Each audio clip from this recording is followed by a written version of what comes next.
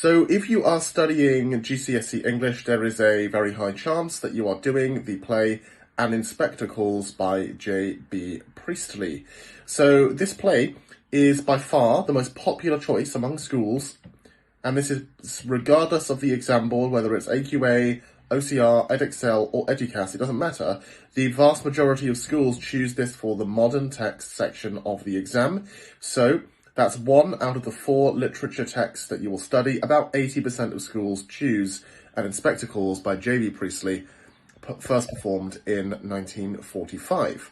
Now, in this video, I am going to tell you a couple of things you need to know about and things you need to do when analysing this play in order to get a grade 9.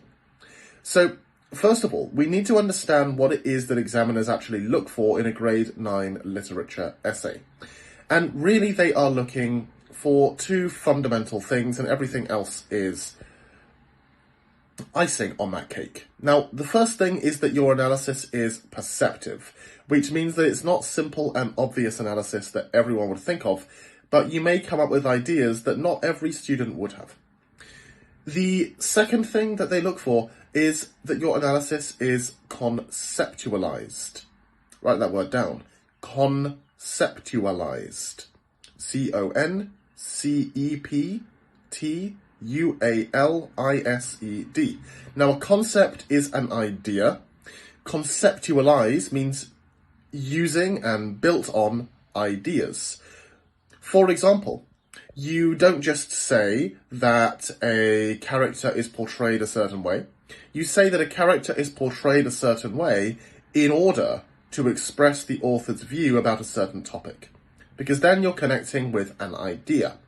So in any good literature essay, you need to understand the big ideas that the author is writing about. A big idea could be love or violence or power. General ideas. And so you understand that the author has a message, and that message relates to those big ideas.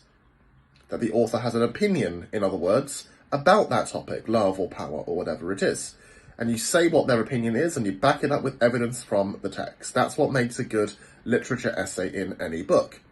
Now, in order to do that, you also do need to know a little bit about the context of the book, because to understand the writer's message and their opinion, you need to know what was happening at the time that they were writing to express an opinion about.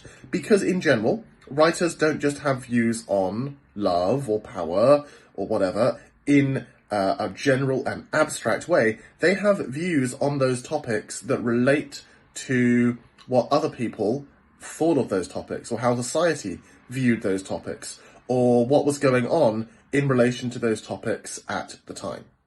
So you need to make sure that you understand that the writer's message was written for a certain audience in a certain place, and so the view it expresses relates to that audience. So with that in mind, let's talk about An Inspector Calls.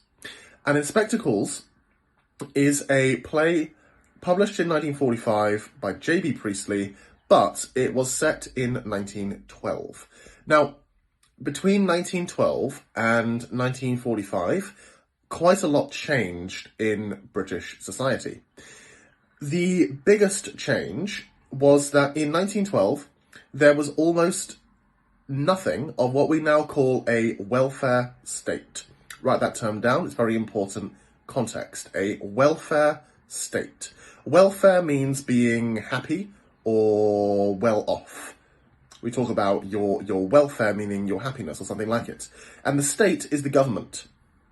Now, a welfare state is when the government tries to ensure that everyone is well off. Who in particular does it try to ensure are well off? Well, poor people. Because if you're rich, you don't really need the government's help to ensure you're well off. Money doesn't buy you happiness, but the government can't make you happy either. What the government can do is stop you being so poor that you're guaranteed to be miserable. How does the government do that? Mainly by giving you money and other services. So today in Britain, education is free. Of course, some people choose to pay for private education, but education for everyone is free. Healthcare is free. We have the NHS. And if you don't have a job, or you are sick and you can't work, then you actually get money directly from the government. And these things make up the welfare state. So in 1912, this didn't exist. In 1912, if you were sick or you couldn't work or you lost your job, tough luck. The only choice was to get help from your family or a charity. If you didn't have a family or the charity wouldn't help you, too bad. So it was a pretty harsh time to live in.